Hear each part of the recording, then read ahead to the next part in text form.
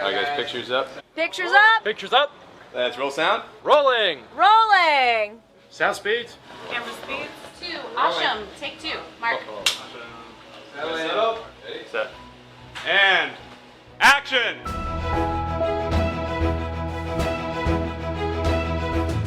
Welcome to the Penn Cinema Podcast, your behind-the-curtain connection for movie news and reviews.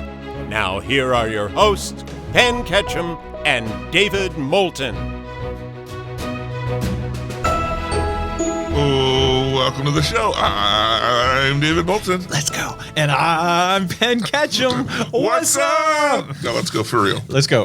Now, starting now. There we go. My, David, what did you notice on your ride into the theater today? I noticed that I parked around the back of the building. Yeah, on a Sunday. On a Sunday, and not even the evening, the afternoon. I mean, we have talked on this show a number of times about how we don't really do sellouts anymore because when people see a movie, if there's not a good seat that they want, they'll just go to the next showing. What we're seeing with Wicked is it is selling out. Yeah. Like theaters have 1 or 2 seats in the auditorium. Yeah. It's bonkers. I watched it from the second row, happy to. Okay. And the front row was full. Yeah, that's crazy. Yeah. The amount of people coming out. And now we're hearing about people, like, it's with as packed as it is, people are still opting to be like front row and stuff for second or third viewings. Right. Like they loved it so much. Yes. Well, I mean, first of all, it speaks to how good the movie is and how much people love the source material. Right. You got it. That's it. You did That's it. You did I'm it. Professional AF today. You knew what was up. People appreciated the source material. Yeah. But the other thing I was going to add is the movie is amazing and you need to see it and you need to take it in its full theatrical presentation. But one of the biggest draws is the sound, is the music and the score. So I think that adds to people's willingness. Like I'm sitting in the front row. I don't have like the best vantage point, but boy, that sound still sounds amazing in the front row. When you hear Defying Gravity in the front row, it gives you chills. Yeah. Well, we'll get into it. When we get into movies. Yeah. But I want to thank you. Oh yeah. For getting the memo this morning. Mm-hmm. The all blue. Yes. Penn and I are wearing full blue outfits. Mm-hmm. Totally coordinated. Right. Well, you know why we all had to wear blue? What's that? To celebrate your birthday. I mean, clearly. Right.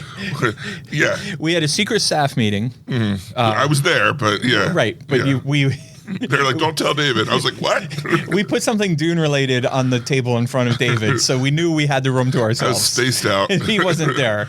And so David, we all chipped in and bought you this birthday present my goodness. Help celebrate your special day. Why, thank you.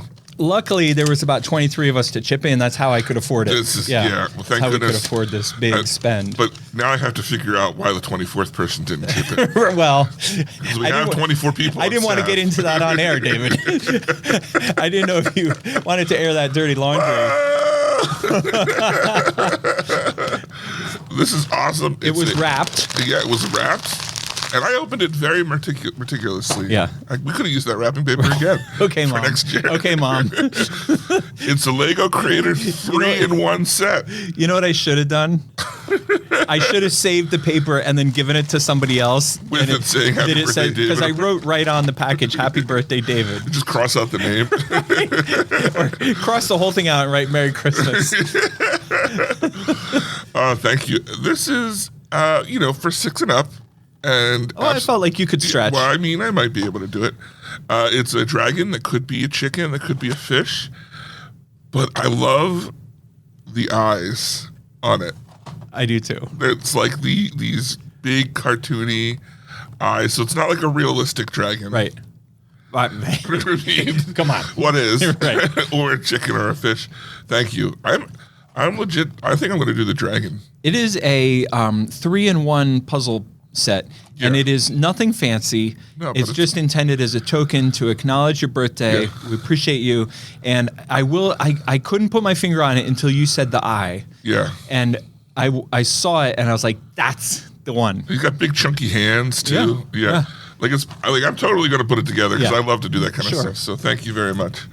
That's awesome. Happy birthday. Happy birthday to me. Hey.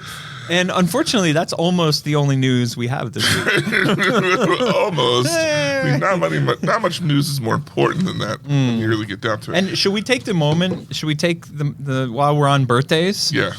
Shout out, happy birthday to Top 10 Sarah. Oh, happy birthday to Top 10 Sarah. I heard through the grapevine she was turning something or other. Yeah. I forget what. She definitely turned an age. She clocked another year on the great planet Earth. Mm-hmm. What a gal. Yeah. Yeah. Speaking of things that may or may not be true, sound like a bluff.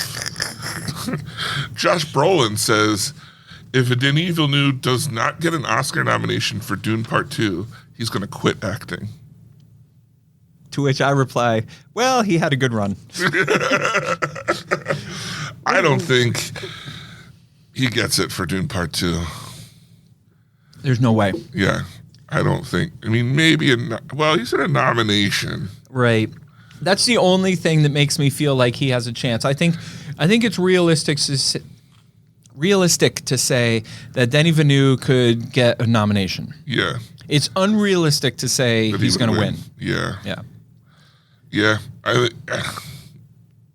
don't know. But, David, next That's a lot month, to put on the line. 90 days from now, 45 days from now, we are going to be talking about who got nominated. That's true. Who do you like for Best Picture so far?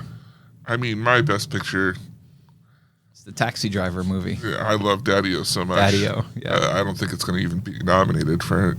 But my number one movie of the year remains Inside Out, even after having seen Wicked. Really? Yep. I wouldn't be surprised if Wicked was up for Best Picture. Oh, it should be. It 100% should be. But we'll get to that in a minute. The last little piece of news we have is that Ridley Scott is considering. I'm going to read the headline the way I read it. Yeah. Not the way you wrote it. Mm-hmm. The way I read the headline was Ridley Scott is considering a Gladiator 2 extended cut because ... he's Ridley Scott. Right. That's what he does. Yeah. Did you ever watch the Gladiator extended cut? I don't think I did. Is it? I will say that it is quite good. Mm. Like, I have watched the extended cut more than I have the original. Interesting. To the point that I don't know that I could tell you what's different because I don't know that what could be missed in it. Yeah.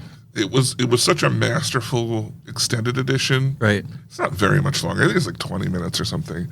That it doesn't feel like he made it longer, and it also doesn't feel like it's bloated. Have you seen the new one yet? Not yet. No, we'll do that for the next episode. Yeah. I'm surprised. I'm always surprised when I'm talking to people and they've never seen the first Gladiator. Yeah. How is that? Yeah. I thought that was one of those ones that like we all saw. Right. I was talking to someone this week, and she was like, do I have to see the first one to see the second one? And I was like, I mean, I haven't seen it yet, so I don't know. I can answer that question. Yeah. You do not. You do not. I will say you will enjoy the second one, maybe just a couple points more if you've either seen the first one or remember the gist of it. Yeah. Well, she was young enough that I was like, all right, well, maybe it's an older movie. She's never, But I was like, I mean, you probably enjoy it more. And she's like, well, I'm really only going because of the main actor guy. So I think there is an audience of people that may just be going for the main actor. Yeah, and I forget the main actor's name besides Pedro Pascal. Yeah. But I think he's amazing. Really talented guy. I think he's on his a couple years from now, he's going to be like an A-lister that everybody knows. Yeah. In my humble opinion. He might already be, just not in our circles. Oh, she said his name like we know who. I should know who he is. Gotcha. And I was like, I don't know what his name, but I don't know if he comes from TV or just movies that haven't been something that you and I Long would. Island, Who knows where he came from? Straight from Lonely Island, right? Yeah. But Glicken's been doing good this weekend, eh? I would call it a historic weekend. We, as I referenced the sold out auditoriums and also like all the headlines and all the social media is Wicked. But I'm here to tell you that Gladiator is selling out, Bonhoeffer is selling out, And then the undercard, that I like to call it, Best Christmas Pageant Ever, continues to do strong numbers. Red One continues to do strong numbers after what we all labeled a quote-unquote disappointing opening weekend. But I think I predicted on the show, and I think I've been proven correct so far, that Red One didn't open huge, but it's going to stay right at its good middle ground. You know, we have it down at the end of the hall in Theater 8. I think on Saturday we had some shows in Theater 2. But the undercard is performing really well. And then freaking Moana opens on Tuesday. I mean, we are in the middle of a banging 10-day stretch in the movie business. It's awesome. I, in fact, am proud to say I received a nice little note from Universal congratulating me on being the 343rd highest gross in America. Wow. Which is actually pretty impressive because I consider myself a top 500 theater. So to be, 343, that's pretty dang good. Because we're going up against, on a big movie like Wicked, especially nowadays, for example, King of Prussia is going to play it in 4 different formats. They're going to have IMAX, Real Max, 4D, 3D, 2D, all these premium priced $60 tickets and stuff like that. So yeah, I'm really happy with how it's going. And I think it's a sign of things to come. 2025 is tracking, I think it's just going to pick right up where 24 left off and keep rolling. One might say movies are back. One might, but that would imply that movies had left. Right, yeah. That's what I was... Did I tell you I was on a podcast? No, wait, with I think you might have. The guys who were like, why does nobody go to the movies anymore? I don't know if you said that or not. It was an interesting podcast, and my favorite part was it was me and two guys. Well, I was the guest, and then there were two hosts. It was by Zoom, Yeah. And the one guy goes, Penn, why do you think nobody comes to the movies anymore? I think it's because streaming has gotten so prevalent and all this kind of stuff. And then the other host goes, I just think with the competition of pricing and, everything's getting more expensive and, people don't like to go out anymore. And it's probably because of COVID. And Penn, what do you think? I said, well, you never asked me if I agreed with the original premise. It's like saying, why is the sky yellow? Oh, well, I think the sky's yellow because everybody's eating popcorn. I never agreed that the sky was yellow. And so I pushed back on the question because definitely it's been it's been an interesting few years. But, weren't we all just here for Barbieheimer and Top Gun? And, it's funny. I have to confess something. There are people in my life who are not real serious moviegoers. That's not my confession. That's just a statement of fact. I thought just the people in your life was... Right. And that's fine. The friends of mine who are not moviegoers, that's completely fine. I don't care at all. Yeah. You know what I mean? You sell widgets and maybe I'm not into widgets. We don't all need to be into what each other does for a living, right? So that's fine. But what I find irritating is... and this is so petty of me. I shouldn't be admitting this on air, but here we go.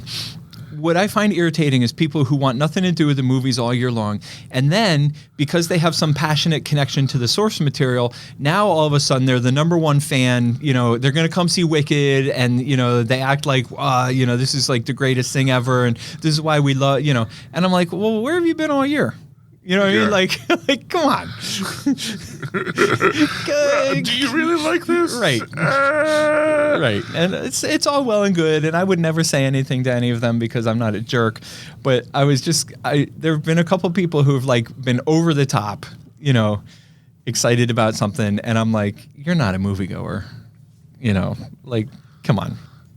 Yeah. They're probably going to be the same people who are shocked at, waiting in line for stuff and, or shocked when the end of the movie rolls and I'm like, that's it. Yeah. Part one? I had people around me. Really? What? And the people were next to me, didn't you see the part one at the beginning? No. It doesn't say part one at the beginning. It does. Are you sure? The title screen comes up. It says Wicked Part 1. Really? Yeah. Because in my mind, I only saw that at the end. It says it in the title screen at the beginning. Interesting. Yeah. Yeah. The other people that were the other type of people that we're dealing with this weekend are people who are coming to see the number one movie in the world, and they're showing up at 7:00 for the 7:00 show, and then they're shocked that it's sold out. What? What? Yeah, they didn't check. Right. I mean, I gotta say, one of the things I like about the new revamped, one of the many things I like about the new revamped website is you've got that little progress bar on showtimes that shows how full the theater is. Yeah. I think that's great. You can make a judgment call just by looking at that. How much do I want to deal with people? Right. This is like, because when I went looking for what time I was going to come, I was like, this time and this time don't have any progress, but this one's almost full. Right. Like, I guess people really want to see it right then. At Well, 7 o'clock. it is a thing, in terms of like, here's a little like behind the scenes thing. Like scheduling is a real thing because the 12 o'clock, 1 o'clock, what we refer to as the first matinees, like those are super strong showtimes. Yeah. And the prime evening are super strong showtimes. The second matinee is always like soft. And the late show is always soft, no matter what the title is, you know what I mean? So it's interesting. It is interesting, like to your point, how like a 12 o'clock show could be completely sold out or close to it. And then the 3 p.m. show is like there's seats. Yeah. That's wild. It's especially true during the week. Wow. Yeah. Yeah, I would imagine. Like a 12:30 show versus a 7 p.m. show, those are both going to be crowded. 3 p.m. show, no problem. Well, that about does it for our news this week. What do you say? Oh, I mean, I thought I'd play it twice. I don't know if you saw that. Did you? Yeah, I played it 2 times in a row. Yeah. Perfectly. But that wasn't someone else making the noises. I played it again there. All right. This week for trailers, we have 8 or 9 trailers, and 7 or 8 of them are outstanding. I will say this is the season to get your kid movies registered to like coming out. Yeah. And I thought about it. I was like, it's not a bad call because we got a good lineup for the holidays and a lot of family friendly stuff. I saw a decent amount of families at Wicked, which so it wasn't just like a set demographic that's seeing this movie like everyone is, and they're bringing their kids. Right. And then you've got Red One, which is, from what I understand, family friendly for like an older kid. Yep. And then Moana next week. Like plenty of things. Christmas pageant is family friendly. Yeah. Plenty of things to put these in front of and get people hyped for. Gladiator is family friendly depending on what kind of family you come from. I mean, it's relative. If you're from Long Island. All right, the first up we have Pixar's new movie, Elio trailer. I think it's pronounced Elio, actually. Elio trailer 2 from Pixar opens June 13th, 2025. The first 30 seconds of this, I thought to myself, here we go again. I've seen this trailer before. Like, but then the rest of it was new stuff. Compared to, because I'm sure you remember. I do. This movie was slated to come out a while ago. Yeah. And we had, I think, 2 trailers for it. And now, here's a new one.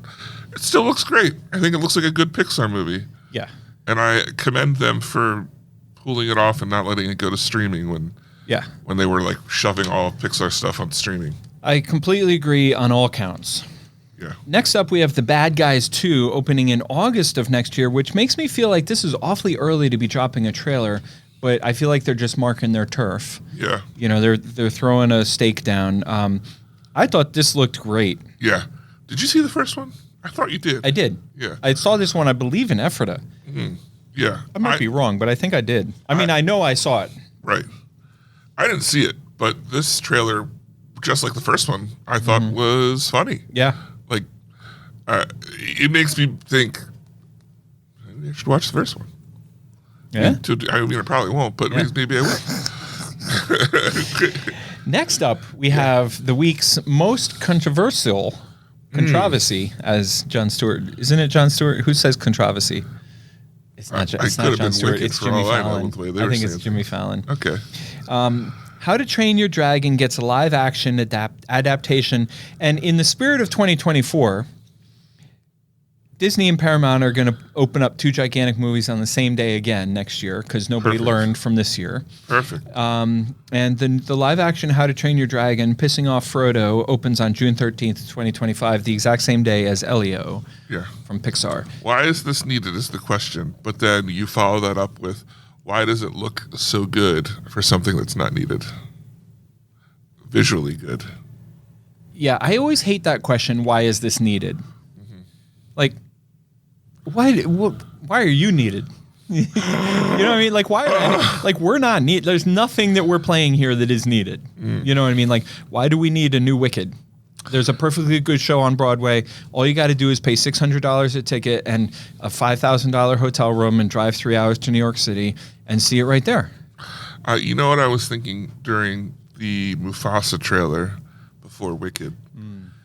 It dawned on me with the idea of like why are they? I was thinking they're just remaking their movies in this weird live action. Like, why are they doing that? And then I thought, you know what? Disney. That's all that Disney does. They just they have got original stuff, but like when you think of Disney becoming Disney, right? Right. What are the first movies? Snow White, Cinderella, Seven Dwarfs. All adaptation remakes. From what? The books. Oh. And some of them had cartoons before then. And they What were about Steamboat Willie? and they were well, I'm not saying everything, but I'm saying the big things that you're like, oh wait, all they've done is kind of remade things. Like, that's just what is done. And that's all the books were when they wrote the books, was retelling a story that had been passed along verbally for generations, and now somebody felt the need, let's put it on paper. Yeah, I mean, Little Mermaid, Aladdin, all of that is adaptations of other stories. But what I'm saying is none of these stories are original, period. Even going back to the book, those are just stories that we told. So it's I'm saying it's not really that. It's not a new thing that's happening, right? And it's not a big deal. And it's not a big deal. That's the important part. Yeah. That drives me. That's another this is welcome to Penn's pet peeve complaining show. This is another one of my pet peeves, is these people who complain about Hollywood doesn't have any fresh ideas. Yeah. Well, neither does TV, neither does corporate America. Neither does, the food industry. And they'll stop doing it. Neither when does you the stop car coming to industry. see it. Right, exactly. And I think it is, like you said, it's no big deal. Everybody just calm down. And also, the stories mean something. And if it's a good enough story, a powerful enough story, I mean, How to Train Your Dragon was a massive movie that influenced a generation of kids. Yeah. And it wasn't last week that it came out. I mean, has it been 10 years? It has 3 or 4 sequels. But I'm saying it's been long enough since we saw the first one. Yeah. And I'm on board with this live action one. I think it looks cool. I know Frodo's irritated. I think it looks, I'm down for it. If it didn't look as visually good as it does, I think I'd be more upset by it. Right. But Toothless looks really good. Yeah. So, that is the one thing I will agree with the internet trolls on, is that Toothless does look in the live action movie exactly like Toothless from the animated movie. Yeah.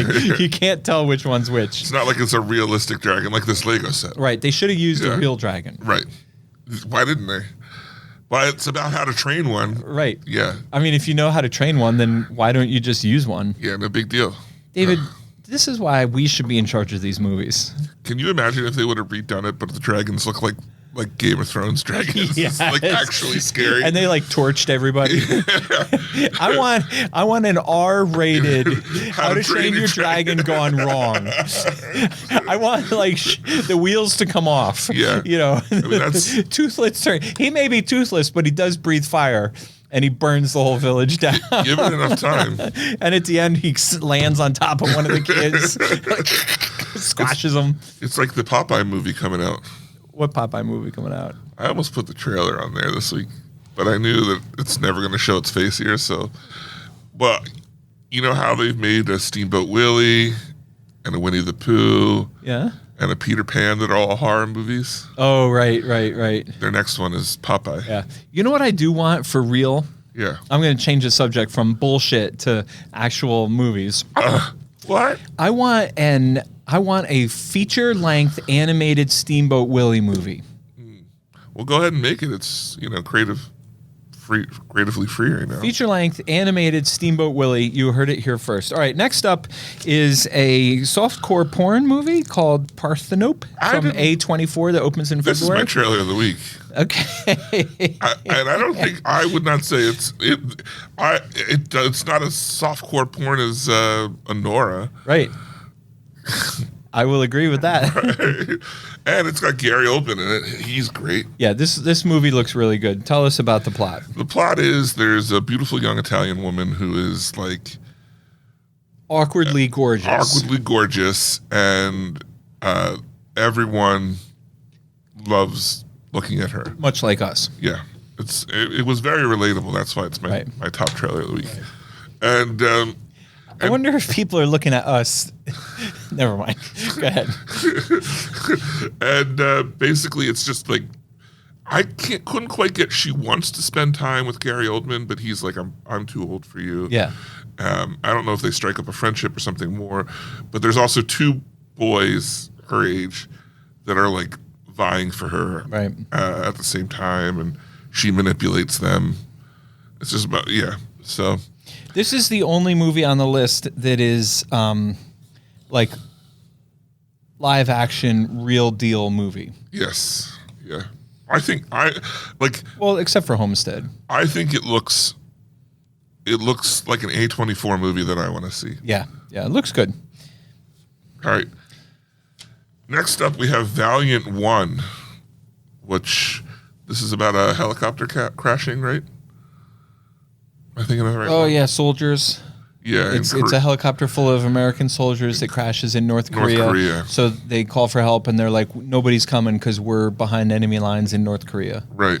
And then I think there's some Koreans that save them and help them, and then they find some.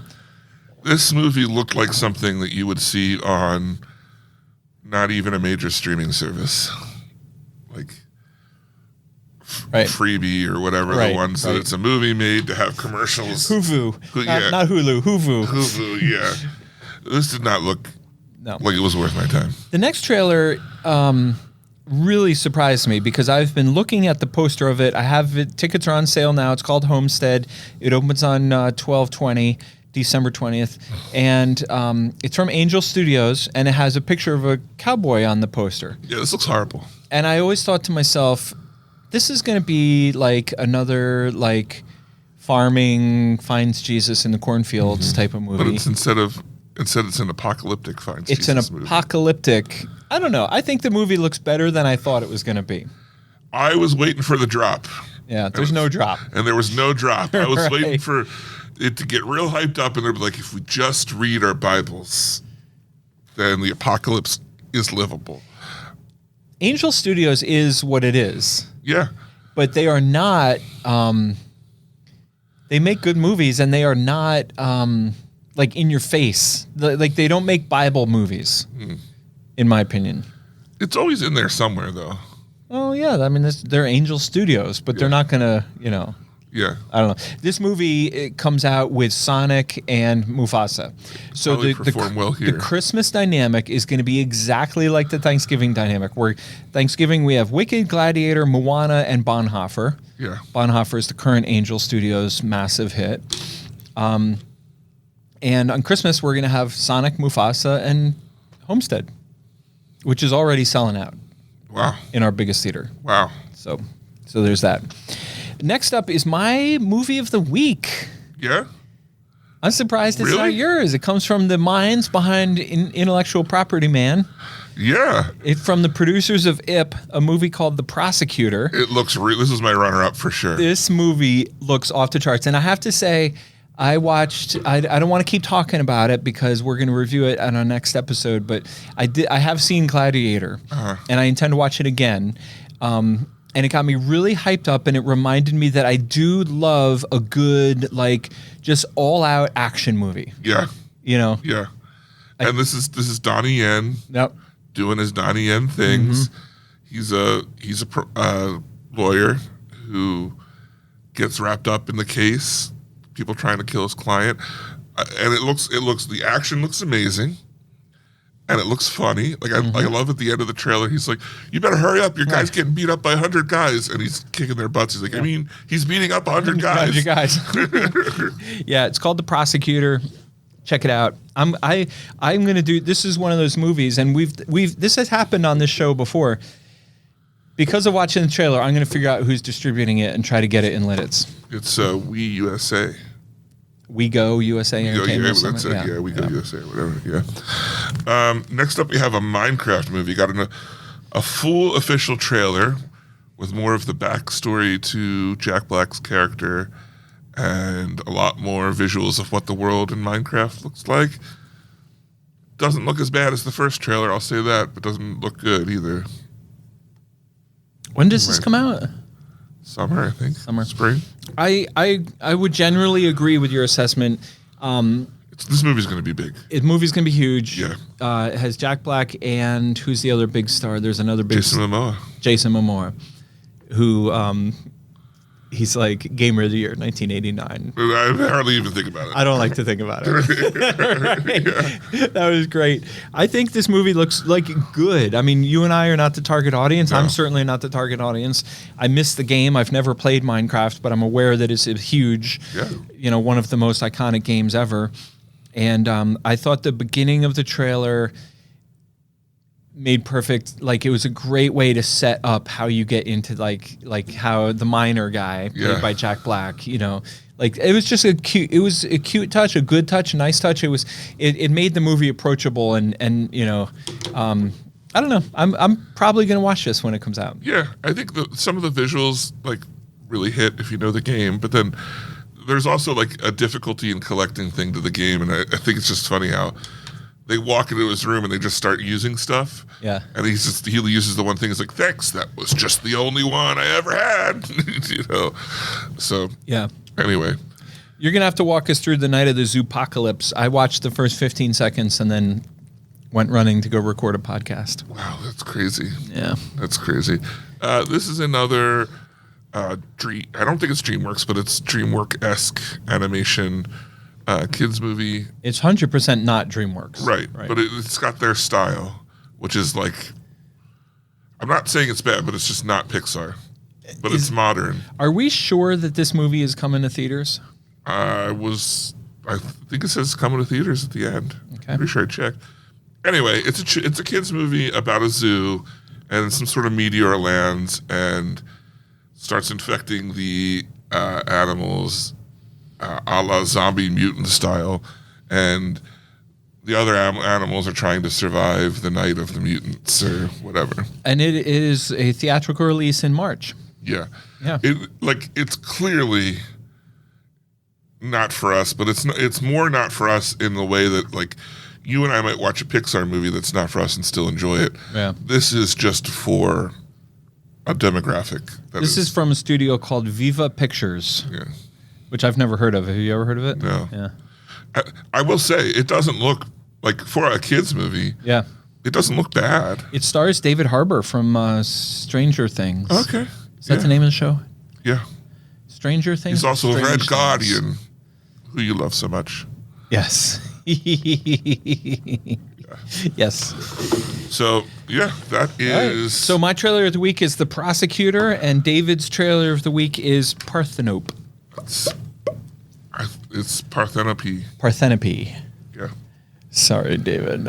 I didn't have my pinky out, so I said it wrong. I'm so sorry that I said it wrong. This has been all those beans I ate.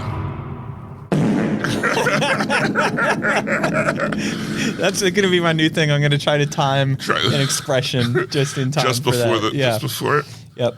All right, David. Now we have come to the main event, the moment that two of us have been waiting for. You've been hemming and hawing. Hemming and hawing, beating around the bush, and it is time to review the biggest movie in the world called Wicked. I was going to interrupt and say the best Christmas pageant ever. Wicked. What did you think of Wicked? Best movie I've ever seen, period. No disclaimers, no conditions, no subtle, but but this other thing. No, this movie is absolutely amazing. I can't wait to see it again. Cynthia Erivo is an absolute, like this, I kept thinking throughout the movie, this is her coming out party. Like she is unbelievable. Ariana Grande is good, and you could even say she's great or whatever, but Ariana Grande in this movie continues to be Ariana Grande. You know what I mean?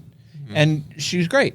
And I'm really not saying anything bad. But what I'm saying is that Cynthia Erivo is like next level. Mm. She plays Elphaba. And I thought she was just incredible. I do too. But I still watching it. I couldn't help thinking throughout the whole movie, too bad she's like ruining herself. Why? With all of her controversy. No, that's bullshit. She's saying some. Nobody cares. The internet trolls care, and that's it. She's going to make another movie, and she's going to be the star, and that movie is going to make buckets of money. Not that I think that she's going to destroy her career or anything, but it's just like I would like to like her as a person, and I don't. I don't care. Excuse me? Other than Jason Statham, I have always taken the position that I don't. And Stan Lee. And Stan Lee, yes. Yeah, unless he's met you in person and you've not. Right. For me, it's very personal. I need to be snubbed in person before to write somebody off. Yeah, I haven't written her off. I just feel like she's taking these like really hard, controversial, weird stances, and it's just like, what? Like with the poster, it's like why? Like why is this a thing for you? But it's not a thing for anybody else. Like that is long gone. Like you're the only one to harp on that. She's also doing something. No, I'm not. But she's also like on some other stuff. I like how you're like, I am not. I am not. Like I did. I was talking to all the other internet trolls, and we all agreed. Yeah, that's king of the internet trolls. Right. All right. What else did you love about this movie? So you loved Cynthia Erivo, but you're tainted by some of her off-screen antics. Right. In the movie, she's amazing. Yeah, she's unbelievable. If she wins. If this one's Best Picture and she's up for Best Actress, I would not be surprised if she won. I think there's better dramatic things out there, but if you go by like popular vote and what everyone's seen, I think she. But if you go by popular vote, then Star Wars should have won every Best Picture. Exactly, and same with Lord of the Rings. No, I think the Oscar is way too snooty. They will not deign themselves to give the best movie of the year to Wicked. Really? Yeah, because they're too they're not going to. The Oscars are not for regular people. They're for uppity, exclusionist, better, like holier than thou, They can't just have a regular person's movie that the whole world loved. They got to have a movie that most people don't understand and didn't see, right, so that their little snooty fans can be like, oh, I saw it in the 4 days that it was at Penn Cinema in Theater 1. Oh, my God. Yeah. Anyway, I agree with what you're saying. I'm just so sick of the Oscars. But Cynthia Erivo, 100%, in my opinion, if I was a voter, she would get my vote for Best Actress. Yeah, I liked the sets. I liked all the little things happening in the background, like the thought to the detail that went into that. I feel like I haven't seen this much attention to background world building. This is a big statement since The Lord of the Rings. Yeah. I honestly, I don't feel like I felt as living in a world as I did since then. Yeah. I mean, so much so that I felt like I was taken out a little bit by the animal stuff. I liked that. No. Not that it was there, but maybe someone can explain this to me who's bigger into the lore. But you have Oz, who is very obviously behind cages, because they're branded Oz cages at the school, and taking away animals. And then they go to the Emerald City, and there's tons of animals. Right. Around. And so I'm like, well, wouldn't this be like the center of no animals? Yeah. Right? That's what he's trying to accomplish. Right, but why isn't it happening where he's the most powerful? Because they haven't rolled out their cages yet. But they did at the school. Just that was an experiment. Remember, he showed it. He was like, this is a future thing. It's called a cage. Maybe. Yeah. And anyway. You know the lion cub that got let out of the cage? It's the Cowardly Lion. That's the Cowardly Lion. I assumed, yeah. Yeah. Yeah, and I also assumed that Amy told me that. I didn't assume it. he's her father. I wasn't smart enough to put that together. Oh. Amy was like, "Oh, that's the lion or the cowardly lion." Because he was being cowardly in the cage. He just looks scared. I mean, I don't have the vocabulary when I see a scared animal to say, "Oh, that animal looks cowardly." Yeah. My brain just went, "Oh, that poor animal. He looks sad and scared." But I'm like 98% sure that the wizard is her dad as well. So Isn't the wizard Jeff Goldblum? yeah, Yeah. because I'm pretty sure that was his voice at the beginning of the movie. Yes, Yeah. me too. So- Wait, why are you saying you guess? Because didn't we see that Jeff Goldblum was the wizard? But you don't see who is her dad. Right. Yeah. So we're unclear on who her dad is. I get that, but don't we know for sure that Jeff Goldblum's the wizard? Yes. Yeah. What I'm saying is I think the wizard is her dad. So you think Jeff Goldblum is her dad? Right. Yes. Because from the other movie with what's his name, where it was about the wizard coming to Oz. Yeah. He was a potion. He was like a potion traveling seller guy. Yeah. I can't wait to see part 2 because part 1 was. I can't think of a previous time when I've seen a part 1 knowing that there's a part 2 coming where part 1 felt so complete and satisfying Again, Lord of the Rings was the last and time. yet perfectly But sets up you haven't number 2. watched this, so. No, but you're absolutely right. I'm agreeing. Yeah. I hear Okay. you. I'm not arguing with you. I'm Okay. just saying in my experience, this is one of the best examples I've ever seen of a part 1 being so complete and satisfying and yet clearly setting the stage for an amazing part 2. If you would have told me going into this, I didn't know anything about Wicked, right? And I didn't know this was and there was nothing that said part 1, and it didn't say to be continued. And you would have said, this is how the Wicked Witch of the West becomes the Wicked Witch of the West. I would have thought it was a complete story. Yeah. Yes. I think, And then you would have been like, right, I agree with you completely because then we would have been like, oh, well, if it makes enough money, they clearly set it up so they can make a sequel if they want. right. You know what I mean? Yeah. But That is how good it is, Yes. is what I'm saying. It's I agree. like, it's not like most movies where they are split in two, where it's like, well, now we got to go fight the big bad. right. Guess we're ready to go on a journey. Yeah. No, it ends in a way where you can just assume, knowing what happened in The Wizard Right. of Oz, the rest of the story. Right. And I think that's masterful because, again, and then also if you'd be like, oh, this is a Broadway play, I would be hard-pressed to imagine how a play could be any shorter than what we just watched. Because that's what I was thinking while watching, and I was like, why does this work so well as a musical and as a movie? And I was thinking to myself, one of the mistakes that a lot of musical to movies make is they fill in a lot of the space between the singing, and there's just not. Like, 'cause there's very little filler scenes, just what you need, Right. or it's added during the song, and I was like, that is so well done. You would be, nobody would think less of you if you were tempted to use the word perfect Yeah, describing this movie. yeah. I have one Okay, perfect. complaint, and this could, I'm admitting because I watched it in the second row, this could totally be where I was sitting. I had difficulty understanding Ariana Grande's singing, especially at the beginning. And I think it might just be like where I was sitting with speakers and stuff. And it just, especially the first song, I have like very little idea what she was saying. When she does her like more operatic voice. And that's my I only can't complaint. understand her when she does that operatic voice either. Like, period. Even when I'm listening to it on the radio at home. Okay, because I was like, That's just, might be just me and you. yeah, I was thinking, I was like, oh man, like, I almost wish this was the sing-along version so I Right. knew what they were saying. Because I also missed, like, the crowds. Like, Yeah. I had a hard time understanding what they were saying. Did the audience applaud throughout the show? Yeah, especially during the big thing. So cool. Yeah. To me, that is what we're here for. Like, that's what it's about.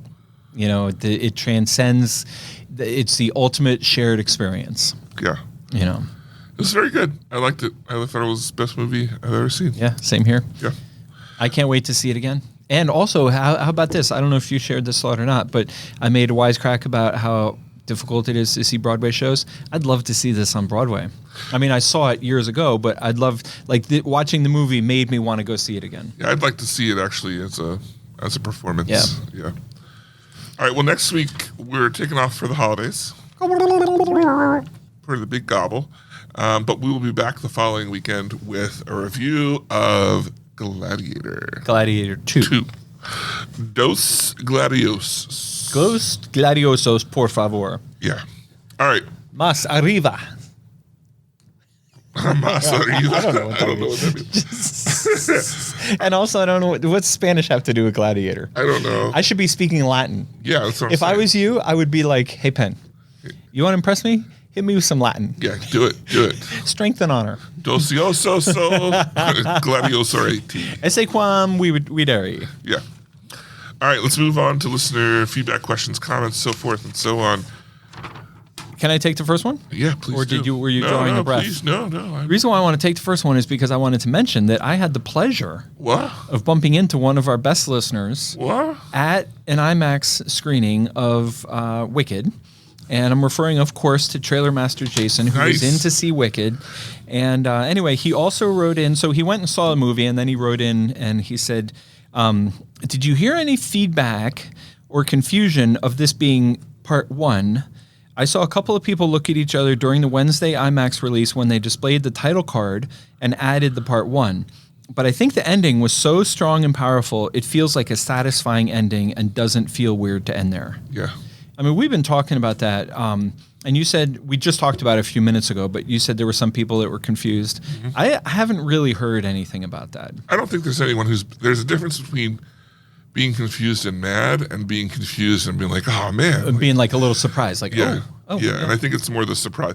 Although during the opening scene, my friend turned to me, I have to wait how long for the second? This isn't a full story? Yeah. I was like, I love that. I love that move, especially with a movie as successful as Wicked, because I think 1 year is the perfect amount of time because obviously November works. Like, stick with what works, so it's getting a November 25th release in 2025. And it's the right amount of time to, let it breathe, let it do its thing, let some other movies, So by the time it comes back around in November, we'll be back, everyone will be back ready and psyched for it. Like, if they were doing that thing they did with that Western, with Kevin Costner's Western. American Story or whatever something like called, that. Yeah. American shitty movie. One of the few people who liked it. Yeah. You not only that, you're one of the few people who saw it. Yeah. Anyway, so Jason goes on to say, Penn, are there any behind-the-scenes notes or stories for the multiple fan events before the movie officially released? Was it frustrating to plan the big Wednesday IMAX event and then have Amazon come in later with another pre-release event? Choose my words carefully here. There were, on the face value of the things that you just wrote about, no, there was no problem. That was great because we had a Wednesday night release. We had planned all kinds of special stuff for it, and the Amazon release came on later, but we got enough notice that it wasn't that big of a deal to do it twice. And actually, I was just grateful that there was another opportunity. So Wednesday night, we had 427 people, sold out house. Monday night, I think we had 380 people, you know what I mean? Like a big full house. So that's 380 extra, pre-sales that we wouldn't have otherwise had. What was frustrating to me is other theaters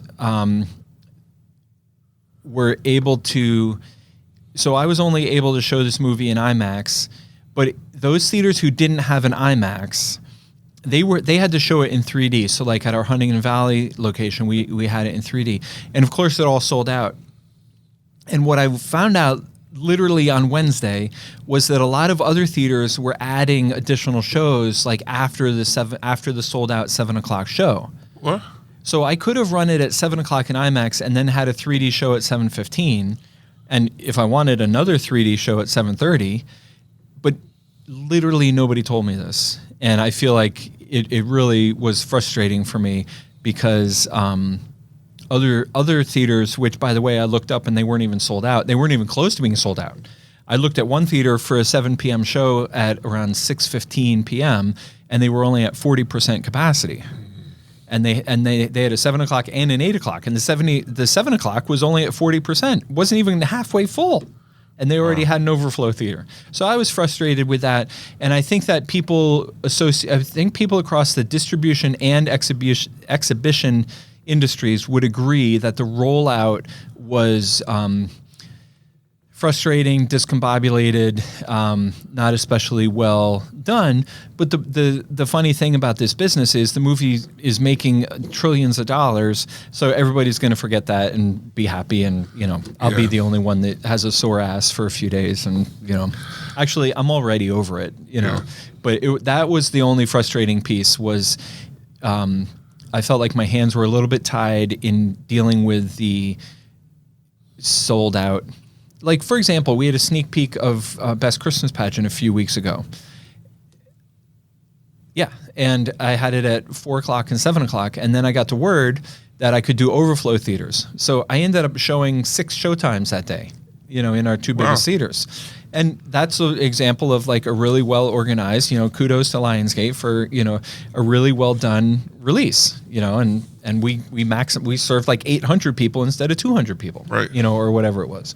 So anyway, it's fine. In sports, they always say a win cures all. You know what I mean? Like, mistakes are made, errors are made, feelings are hurt. But if we win the game, like kind of everybody feels better about it. And I think that's the analogy this weekend is like, it was such a huge success for everybody. Like we're all kind of over it. And now we're just looking ahead to opening Moana. And I know on Monday, since we're already on the topic of behind the scenes, Monday is going to be a crazy day because we have all the obvious big titles, and then all the bottom titles are going to be scratching and clawing, trying to stay on screen over the Thanksgiving weekend, that starts on Black Friday. And I'm not inclined to hold any of them because, I don't really need to play anything besides Moana, Wicked, and Gladiator. Right. Yeah. I'm going to play Bonhoeffer, and I'm going to play Best Christmas Pageant Ever.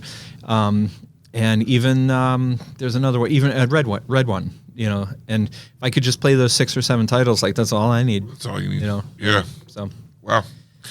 Well, next up, we've got.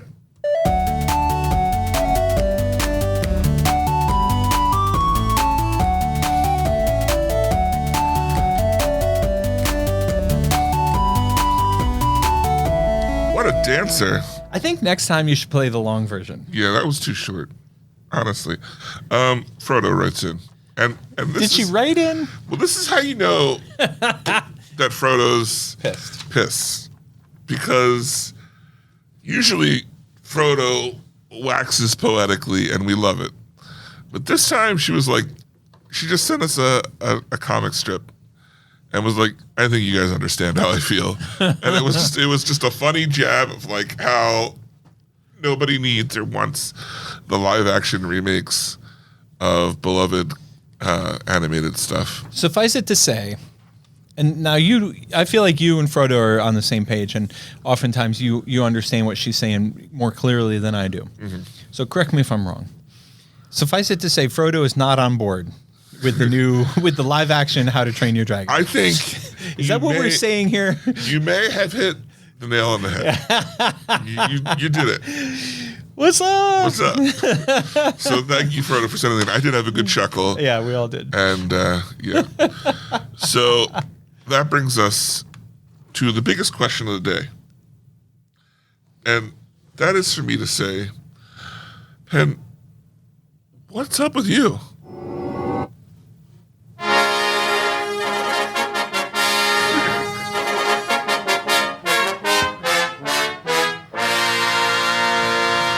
You like that little bit I added to the beginning? This wasn't an accident. It was nice. Was nice. Planned extra dramatic flair. What you won't do for the good of the show. Yeah, I put it all out there. We already mentioned Gladiator. I'll tell you, I'm watching a show on Netflix that Amy and I are watching together, and it's starring one of my favorite guys, Ted Danson, and it's called The Inside Man. And it's about an older gentleman who goes undercover into a nursing home to discover somebody's necklace got stolen, and private investigator hires Ted Danson to go undercover. Yeah. It's not very good. But you love Ted Danson so much. Yeah. And you're kind of intrigued, like, who's stealing the necklace? Yeah. You know, who is stealing so the like necklace? we're watching it. Amy and I are watching it. Which, first of all, anytime I can watch TV with Amy, that's just a huge win. And second of all, it's the kind of show like we could be watching it. We're both on our computers. We're both on our phones. You're doing 6 other things while you're watching it, but it's just there. And like sometimes Good something, background TV. Yeah, sometimes something will happen on the show and it's like not part of the dialogue. Like somebody will just do something. And one of us will see that the other one was on their computer and be like, "Oh, somebody just stole a watch." You know what I mean? So I thoroughly recommend it as long as you know what you're getting into. Right. You know what I mean? Like you said it. It's perfect background TV. Yeah. Yeah. Yeah. David, Yeah. what's for you? Let me tell you this. How much time you got? I didn't put anything down because Yeah. it was too much to Too handle. much. Too much. Oh yeah. Yeah. I finished Only Murders in the Building season 3. Oh. And I'm feeling a bit on a high horse because I called some of the things in it from like episode 2. So I was like, yeah, maybe behind, but I know what's going on. So I'll probably start season 4. Also, I really got to say, Arcane is absolutely great. And I think that everyone's favorite sister and her husband should watch it. I'm just going to put that out there. Okay. I'm thinking that, first season's a little weird, but second season, so good. Yeah. It's so good. I don't know that it necessarily be your cup of tea, but that's okay. I have a friend Yeah. who works at a restaurant downtown called Zootropolis. Yeah. We've talked about Zootropolis a million times because we love it so much. Now, my friend said that she spotted everyone's favorite sister, who lives in Florida, Wait, what? was spotted on Water Street at Zootropolis in Lancaster, Pennsylvania. That's So it'd be great to know if she made it home safe and sound. How did she deal with the cold weather? Yeah. Because I would imagine somebody coming up from Florida would be pretty cold. Yeah. I mean, Especially this weekend. how would they deal with it? Yeah, I don't know. That's But they for sure. bundled up. Lost If a it was her, maybe it wasn't her. might have lost a mitten or something. Right. Yeah, that's basically it. All right, so we're going to take Thanksgiving off, Yeah. and then we're going to come back the weekend of December 6th to review Gladiator, but also I predict I will have watched Kyle Mooney's new movie called Y2K, which Nice. I'm kind of excited to see it. Like, I know it's going to be dumb or whatever, but... It's going to be the right kind of dumb Right, for us. exactly. Like, what am I talking about? It'll be our highbrow. I'll be talking about the themes of the film. David, I don't think you understand how it harkens back. Harkens back. That's a great $5 for the first person that can use harkens back in a sentence between now and tomorrow. All right. Well, we will see you after the holiday. Enjoy your turkey. Why didn't you invite us? But, whatever. whatever. But look, during this holiday season, if people want to get in touch with us, best way to do that, podcast@pencinema.com. We might not be here, but we'll be monitoring the email. Don't worry. You will. Yeah. So, but say they want to support the show. Oh. How would someone go about doing this during Easy this festive peasy. season? Easy peasy, David Moulton. Let me tell you what. By the way, can I just tell you, I walked past a theater this morning just as our ad was running for the podcast. And it was really weird to hear both of our voices coming out of there. The best way to support the show, everyone you see is going to be talking about Wicked. And when somebody says, did you see Wicked? Or if they ask you what you thought about Wicked, the only correct answer is, I mean... It's not as good as the Penn Cinema podcast, but it's pretty good. Or you could go the other way. Or you could even like I'm not trying to put words in your mouth. You could be like, it's even better than the Penn Cinema pod. Yeah. Somehow, you want to be working the Penn Cinema podcast into your review of Wicked. My favorite thing is, I could tell you, but they said it best on the Penn Cinema podcast. You really should just hear what they have to say. Right. As with all movie reviews, there's only one place. All right. Well, once again for the Penn Cinema Podcast, I'm David Wilson. And I'm Penn Ketchum. Take care and party on. Thanks for joining us this episode. Our hosts would love to hear from you. To contact the show with your thoughts and reviews, email podcast@penncinema.com. This podcast is a production of Penn Cinema. Escape to the movies at Penn Cinema, featuring crisp digital projection, killer sound, reserved seating, and premium power recliners.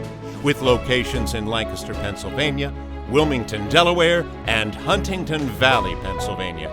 Showtimes and tickets available at www.penncinema.com.